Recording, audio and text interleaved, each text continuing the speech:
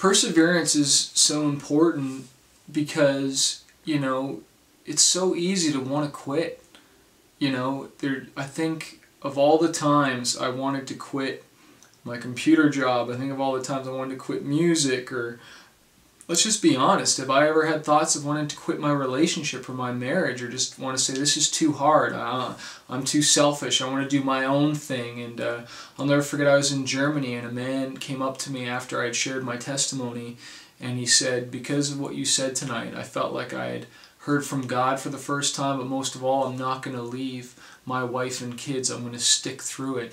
And that is probably one of the biggest things that has stuck with me, of the idea of perseverance. A man who's not going to quit, a woman who is not going to quit and is going to stick with it and see it through. You know, you started, now see it through. You know, my pastor said to me so many times, Chris, it's not about how you start, but it's about how you finish.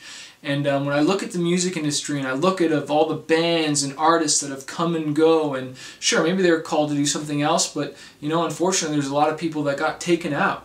You know, they started going down a wrong path that they said they'd never go, and all of a sudden, boom, they're gone. And, you know, to think that that could never happen to be would be a lie. And that's why I've always got to stay on the path and persevere and never quit.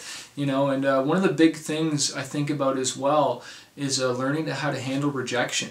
You know, like, they didn't teach me that in school. How do you handle rejection? How do you handle no? How do you handle you suck? Or how do you handle that's just not good enough? Or in one of the chapters I talk about, you know, a homeless person, and the worst thing isn't people saying no to them. The worst thing is people just pretending that they don't even exist. And as an artist, whether it's music or whatever it is you're doing, you're putting yourself out there. How do you handle rejection and not give up after that? And so, you know, that's a big thing.